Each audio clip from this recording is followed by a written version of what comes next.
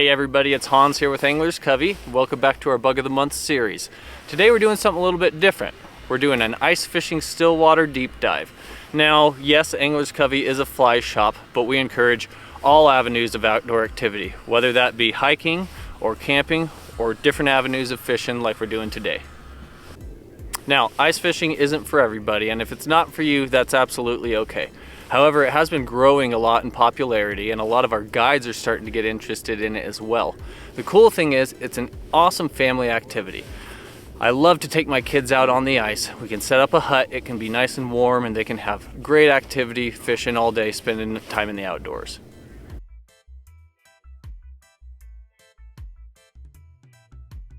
Okay, so how does one get started in ice fishing? Well, I'm gonna run you guys through the gear. We'll go over just the basic entry-level must-have stuff, and then some more advanced stuff that's just gonna be beneficial to you when you go out on the ice. And I'll kind of try to do my best to give you some tips and pointers as far as where to set up and what to use. So hopefully you can find some success.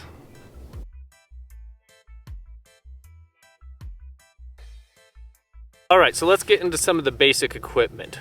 First and foremost, you're gonna need an auger or some way to get through the ice. That's what you see here. They've got tons of different types. So there are electric augers, gas augers, and even hand crank augers that you can get for under $100. So not unreasonable by any means. The other one is gonna be an ice scoop. This is gonna help you get the ice out of your hole after you drill the hole. So that's gonna be an important feature as well. A couple of the other main things is you're gonna need a rod. Rods don't have to be super expensive. This one was 12 bucks. And then some jigs. So we've got some very basic jigs here, some tube jigs in this box, and I like to tip them with a wax worm. If you have that stuff, that's all you absolutely need to come out and do some ice fishing.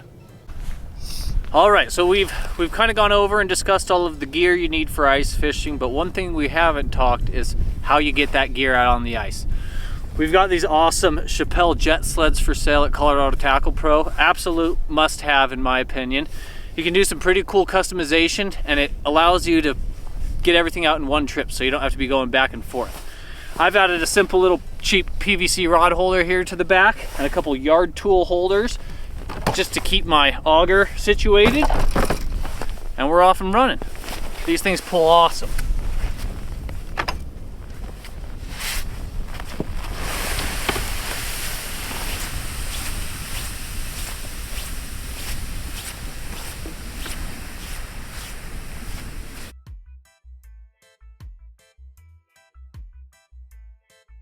All right, so let's talk about how to dress when you're going ice fishing. As a general rule of thumb, if you dress like you're going skiing, you're gonna be set up for success. Today, I'm wearing a pair of bibs here and a nice big ski jacket. And it's nice to have layers underneath so that you can shed some of that stuff when it starts to get warmer. For instance, it's probably getting up into the 30s today. I don't need my big old ski jacket anymore, so I'm gonna take this off. And underneath, I'm just wearing a nice little fleece jacket. And this will keep me warm for the rest of the day. For boots, you want to wear something that's not going to soak up water and get your feet cold and wet. That's the fastest way to end your ice fishing trip, is to get cold, wet feet. So get a nice quality, warm pair of waterproof boots.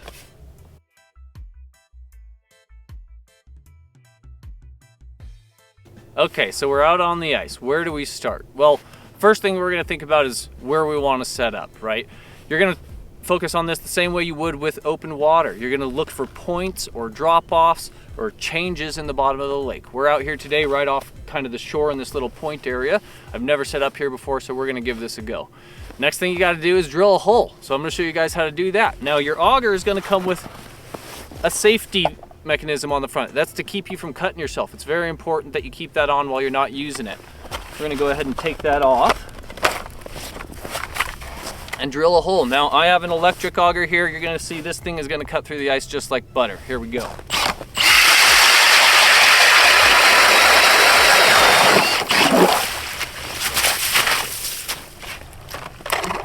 Just like that.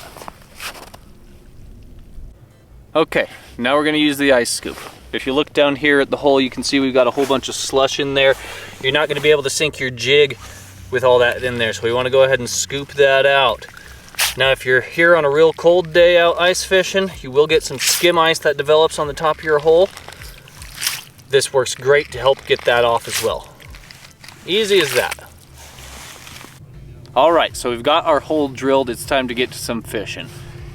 So on the end of the rod here, I've got one of those little ice buggers that I tied in our Bug of the Month tying video.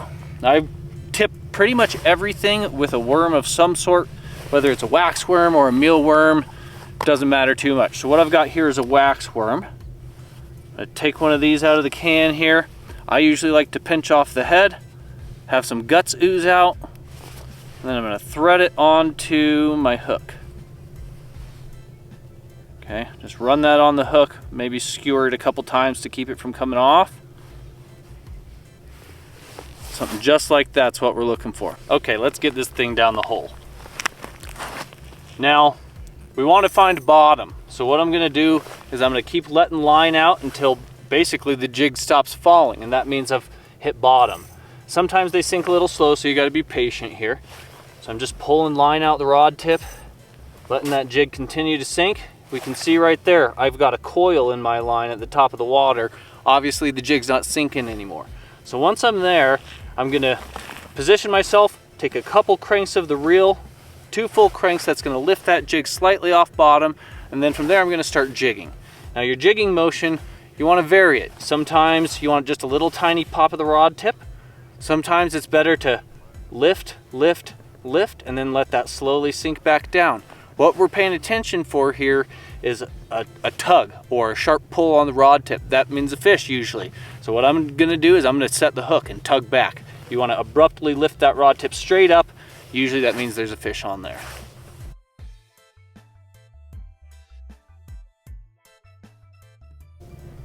All right, so we're gonna talk a little bit about electronics now. The first one we're gonna discuss is a flasher. These are nice because they can be fairly inexpensive. You can get them for 300 bucks. You can also get them for $600+. What we've got with this is a transducer. The transducer here is what's going to send the signal down to the bottom, and then it's going to receive the signal and tell me the depth we're in. So we're going to put this in the hole. You want to set that to sit right around the bottom of the ice. And right here you can see that shows we're at 7 feet. So now I'm going to take my jig and I'm going to start dropping this down the hole. And basically what happens here is we've got a little line on the screen that represents the jig. If a fish comes by under that sonar or under that transducer, it's going to show a line as well. So basically what I want to do is make those 2 lines touch. I want to bring my jig to the level of the fish to hopefully entice that fish into eating.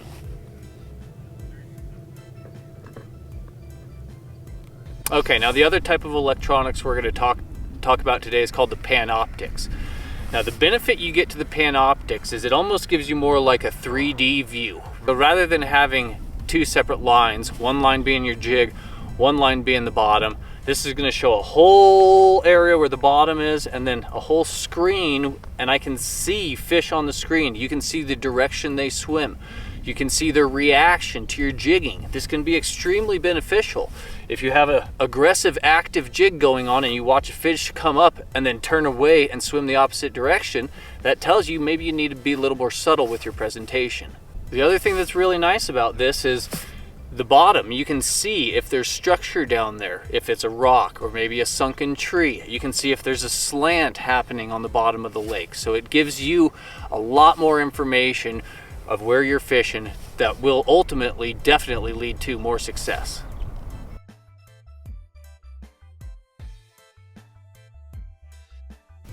Okay, now I want to talk to you guys about a more passive way of fishing.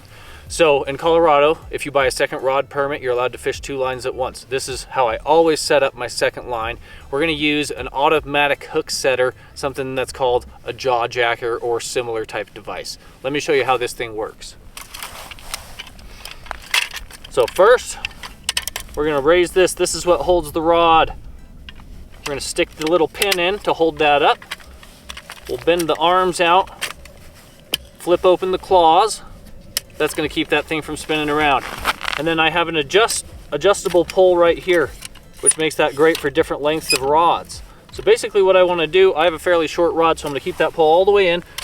This is the trigger mechanism that's going to set off the device to make it set the hook in the fish. So I want this to sit right over the hole, okay? So that's how we want to set that. now you're gonna grab your rod. I've got the same jig already tipped with a wax worm. We're gonna drop this to the bottom. Like I said before, wait till we start seeing the coils. That tells us that we're not going any further down. It means we're on bottom, okay? So I'm gonna let this thing keep sinking. Okay, I can see right here, if I let it go further, my line's starting to coil. That tells me I'm on bottom. So I can now set the rod in the device here. I'm gonna load this thing now. So basically, I have a loop on the end of the rod. I'm gonna bend the rod down and grab the loop with the hook. And then I need to lift this U-shaped portion, and that's gonna prevent the rod from setting. Okay, so you can see, I've got all this slack in my line here. That means I'm on bottom. So I'm gonna reel in a little bit until I get tight. Okay, so I know I just barely lifted that jig off the bottom, maybe an inch or two. I like to do 2 cranks from here, and that's gonna raise it to about a foot or so off the bottom. So we'll go 1 full crank, 2 full cranks. Oh, and there we go. Well, didn't even get to set the hook on that one. We got a little guy here. Let's show this to you real quick. He ate that jig we tied in the video of the Bug of the Month video, the little ice bugger.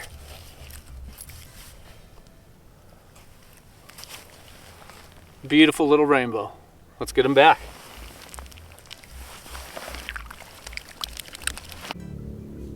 All right, back to how to set this thing up before we were rudely interrupted by that fish. So I know my jig's on bottom right now. So basically what I want is I want my rod tip, or my jig to be on bottom when the rod tip is lowest. So I'm gonna lower that rod tip, reel in just a tad till I have just the little coils. We're good right there. Now, I take the loop on the end of the rod tip, bend it down, grab the loop with the hook, and I'm gonna lift this other portion with the U on it. Now I just have to set it. So what I'm gonna do, I know my jig's just an inch or so above the bottom. I'm gonna give it 2 good cranks. 1, 2. That lifted it about 2 feet off the bottom. Then we'll lift our line up and put it on the trigger mechanism, and she's set. Now if a fish comes by and eats it, the rod's gonna go off and set the hook for us.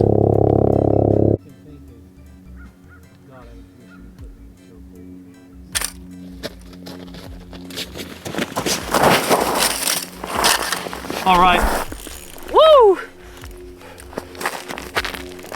Came out of nowhere, I wasn't quite ready for that one. We got one on the jaw jacker here, guys.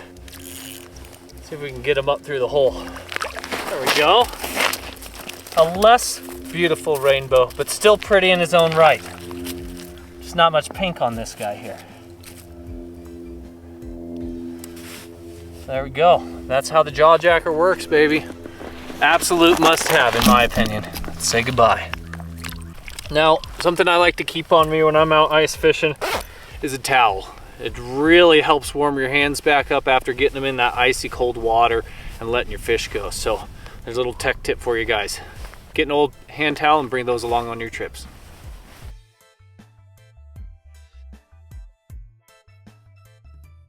All right, so I want to do a quick overview of some different lures or jigs that I like to use. Now, to be quite honest with you, 90+% of the time, I'm going simple with a simple jig and a wax worm, just like in the box here. I have had some good success on my sunny side up egg pattern and heavier sizes using like a 5mm tungsten jig bomb. And then you've got your tube jigs as well. But for a little more of an active bait, spoons are a good option. So just something simple like a Castmaster or a little flutter spoon.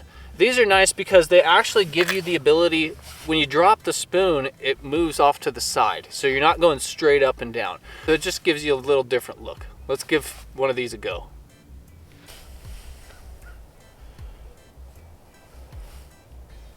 Got a fish on the graph. Watching that tip very intently. There he is. All right, another pretty little rainbow.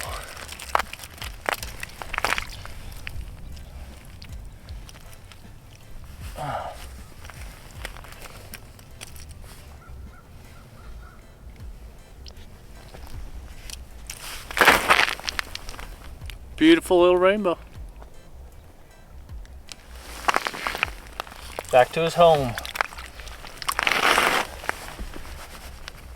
Yes. What we had going on there is I've been seeing some fish come back and forth on the graph, kind of looking but not committing. Finally, there was an extremely late bite. That fish came in, I was stopped watching the graph, started watching my rod tip, and you could just see the tip. Tiny little dip, dip, dip. That's when I hit him. Awesome. All right, everyone, we've covered a lot of stuff on the ice fishing front today. I hope that was valuable to you, and if you have any questions, as always, leave them in the comments below. Most of this stuff we talked about today you can buy in our tackle shop that's attached to Anglers Covey, Colorado Tackle Pro. Otherwise, come in the shop and ask me questions. You know I always love chatting with you guys in person. We'll see you on the next one.